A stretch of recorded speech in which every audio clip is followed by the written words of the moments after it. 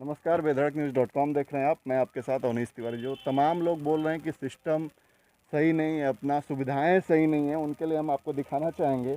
ये बबुरी स्वास्थ्य केंद्र बनाया गया था, इसका शिलान्यास हुआ था 2014 में, 23 जनवरी 2014। और इसका जो उस समय प्रारंभिक बजट था, ये 3,74,14,00,000 रुपये का बजट था। और उसके बाद बीजेपी की सरकार आई, उसके बाद भी 2 करोड़ रुपये आए और लगभग 7 साल हो चुके हैं।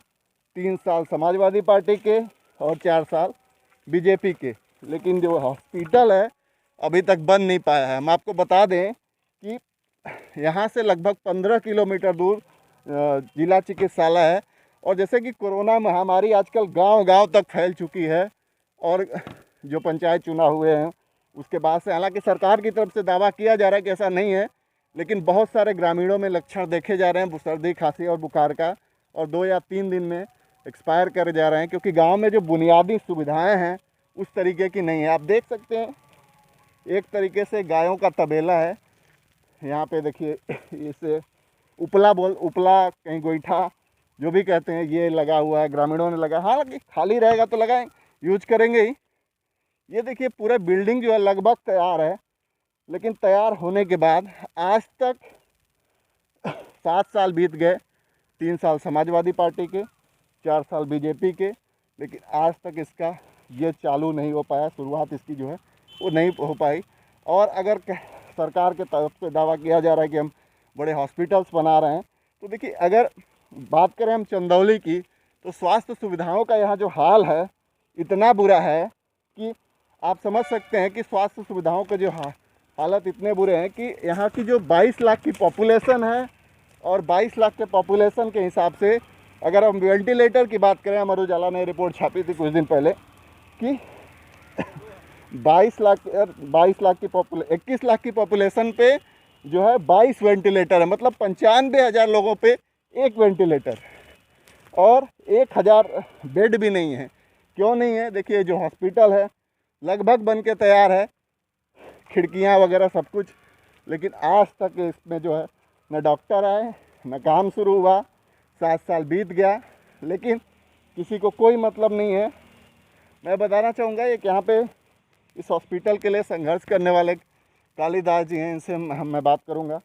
इन्होंने काफ़ी लेटर वगैरह भी लिखा सरकार के नुमाइंदों को, डीएम साहब को, इवन मुख्यमंत्री तक को भेजा। बात करते हैं क्या संघर्ष किया इन्होंने और क्या रिजल्ट मिला। बताइए सर, कितनी बार लेटर लिखा होगा आपने?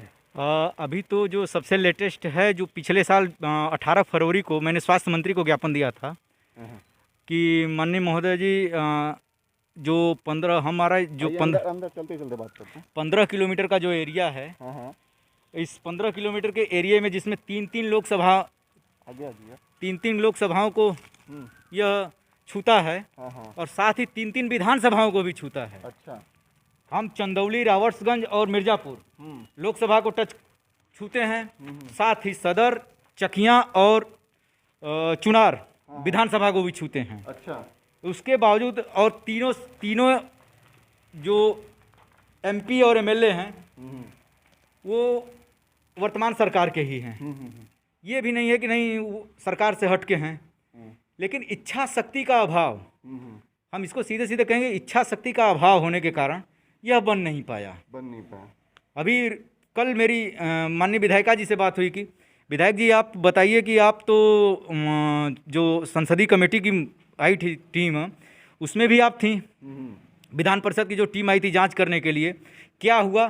क्या अभी भैया उसका कोई रिपोर्ट नहीं आया। हम कि आखिर लोग क्या, यहाँ के लोगों को जो संसद ने, हमारे संविधान ने मूलभूत आवश्यकता में दिया हुआ कि स्वास्थ्य संबंधी सेवाओं का लाभ मिलना चाहिए, तो क्या यहाँ के लोग उस काबिल नहीं है क्या? इस बात पर उन्होंने फ़ोन काट दिया। अच्छा, तो आप देख सकते हैं कि क्या हालात है यहाँ पे। देखिए, अभी इवन सरिया वरिया भी रखा हुआ है, लेकिन कोई यहाँ दिखेगा नहीं। अभी कुछ देर पहले हम जब यहाँ आए थे ऊपर गाय थी, गाय तो मतलब योगी जी या तो इसको हॉस्पिटल ही घोषित कर दे या गौशाला ही बना दें, दोनों में से कुछ एक कर दें। गाय थी। और सबसे बड़ी चीज़ हम आपको बता दें कि स्वास्थ्य सुविधाएं यहाँ इतनी ख़राब हैं कि अभी तक 1,000 बेड नहीं है। L2 का लेवल का जो हॉस्पिटल है कोविड का, वो नहीं हो पाया है बढ़िया से। अभी कुछ दिन पहले बताया गया कि सकलडीहा का और एक मेढ़ी का जो स्वास्थ्य सेंटर है, प्राइमरी हेल्थ सेंटर, उसको कोविड में तब्दील किया जाएगा। लेकिन कोरोना जैसी महामारी के बीच यहाँ बेड के लिए लोग परेशान हैं, जहाँ आप कह सकते हैं कि बेड के लिए लोग परेशान। देखिए यहाँ हल रखा हुआ है, मतलब ऑक्यूपाइड है, कोई ना कोई अब खाली रहेगा तो रहेगा ऑक्यूपाइड।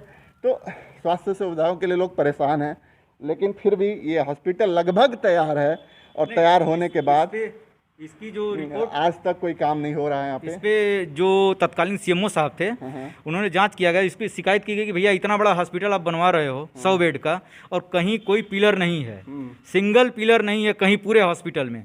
यदि न तो भूकंप रोधी है, यदि बाई चांस किसी कारणवश भूकंप आया तो इस सारी मौतों की जिम्मेदार कौन होगा? यदि कोई बड़ी घटना घटती है तो इसका जिम्मेदार कौन होगा?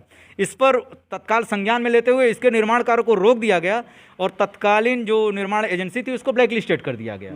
लेकिन उसके बाद आज तक क्या हुआ पूछने पर अरे सर हो रहा है, बस रटा रटाया जवाब डीएम साहब और सीएमओ साहब दोनों केवल रटा रटाया जवाब देते हैं कि बस नहीं हो रहा है, उस पर कार्रवाई होगी, जल्दी होगी। देखिए कहा जाता है सिस्टम और प्रोसेस बड़ा लेंदी है इंडिया का, और लेंदी होने के कारण लोग आज मर रहे हैं, हॉस्पिटल में जगह नहीं है, ऑक्सीजन नहीं है। कोरोना में सरकार ने उस प्रकार की जो तैयारी करनी चाहिए थी, सरकार ने तैयारी नहीं की, जिसका खामियाजा देख सकते हैं कि ये हॉस्पिटल है, तैयार है, लेकिन इसको 7 साल हो गए। 3 साल समाजवादी पार्टी ने लिए, 4 साल बीजेपी ने लिए, दोनों आरोप प्रत्यारोप लगाएंगे, लेकिन आज तक यहाँ काम नहीं शुरू हुआ। तो सिस्टम में खामियां तो हैं साहब, और सिस्टम में खामियां हैं जिसका खामियाजा नेता नहीं भुगत रहे हैं, यहाँ की लोकल जनता भुगत रही, क्योंकि 15 किलोमीटर दूर यहाँ से हॉस्पिटल है और लोगों को जाना पड़ता है कोरोना काल में, जबकि गली गली मोहल्ले मोहल्ले तक आज की डेट में सिम्टम्स हैं, कोरोना फैल रहा है, लेकिन ये दुर्व्यवस्था है। बाकी मिलते हैं अगले वीडियो में, किसी और हॉस्पिटल की सच्चाई हम आपको दिखाएंगे। बाकी बेधड़कnews.com देख रहे थे आप, अगर आप स्टोरी फेसबुक पे देख रहे हैं तो हमारे पेज को लाइक करें, साथ ही साथ अगर आप स्टोरी यूट्यूब पे देख रहे हैं तो चैनल को सब्सक्राइब करना ना भूलें। धन्यवाद।